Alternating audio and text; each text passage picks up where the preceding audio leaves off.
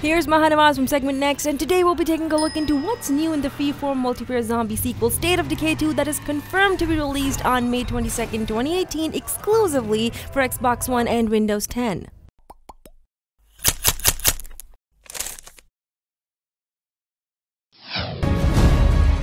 Much to the joy of the fans of the prequel, State of Decay 2 will finally feature an online 4-player co-op mode. You and 3 of your friends will be able to fight off menacingly scary zombies as either you jump into your friend's community to play or they get into yours. Or you can light up a flare and have a friendly stranger who has the notifications turned on to help you out if need be through a drop-in and drop-out online system. And yes, if you die in someone else's game, then you die in yours too. On the other hand, State of Decay 2 isn't an MMO anymore. It's a convenient multiplayer which does not require to be online at all times. It's ultimate survival at its best, where a community works together to, well, survive.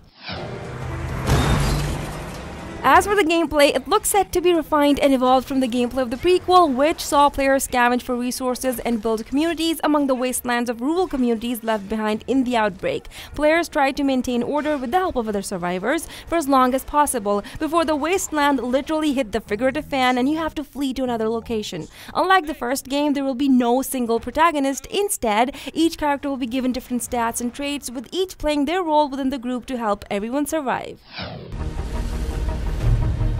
Since there isn't a single protagonist, so we have procedurally generated characters where each has a different personality trait and skills drawn from a pool of over 1,000 personality traits, and this ensures that every simulation be different. For example, in your group there might be a person who has asthma, which limited his stamina, but he was a doctor in his pre-apocalypse career, so it's up to you whether you want him in your group or not. Moreover, your community members can progress from citizen to leader to hero if you work with them long enough, and the promotion is up to you if you follow their advice and complete the goals set by them. The aim is to integrate characters much more fully into the simulation, and it can change the direction completely.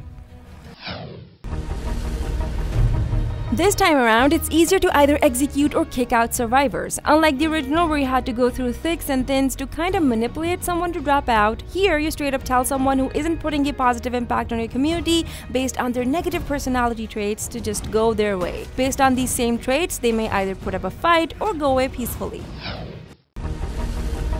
Tagging the feature of characters with the unique traits, personalities, and backgrounds, this helps a lot in creating better and deeper bases. You can add a lot more facilities in your base that can be run by survivors who have the relevant skill for it.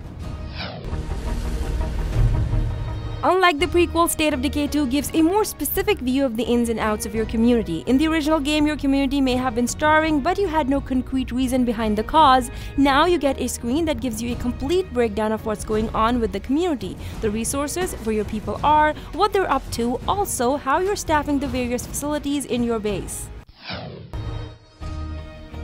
State of Decay 2 is launching with 3 maps, each roughly the size of the original, so you can say that the sequel is 3 times that of the original. You should expect to see slightly different environments, definitely different landmarks and locations, different layouts lending themselves to different strategies, unique home sites, and even different mission types.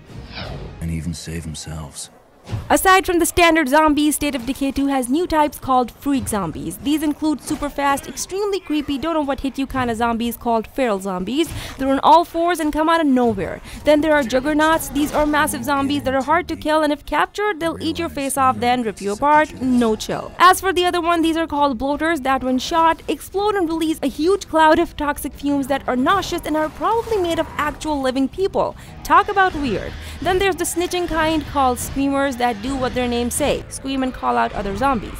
And then there's blood plague zombies who totally infest players and turn them into a zombie transforming time bomb, meaning as the seconds lessen, the chances of becoming a blood plague zombie increases. Whether the community shoots you right in the head or cures you with their limited med supplies is totally up to them. As for the plague in the game world, this zombie survival sim has no microtransactions. The reason behind it is still unknown, but as far as we can tell, there won't be any in-game purchases, but we'll definitely have paid DLCs in the future. And even save themselves.